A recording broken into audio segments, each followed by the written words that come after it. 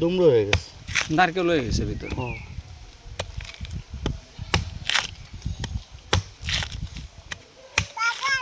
বরিশালের লোক যদি ডাব নাই কাটতে পারলো তাহলে বরিশালে কোনো ইজ্জত থাকবে? এই যে কাটতে পারছি তো ভাই, অবশ্যই, সেটা সুন্দর কাটা হচ্ছে, মানে দেখলেই বোঝা যাচ্ছে যে বরিশালে আমরা মানে দিয়ে তো ইয়ে হয়ে গেছে। কি আর নারকেল তো হয়েছে। তো কাটবো না কা? না শালার মুখ খারাপ করতেছি না, আমার বাড়ি বরিশাল রে ভাইটি। আইতে যাইতে নাইতে শাল, ইমরানদের বাড়ি বরিশাল। বাবু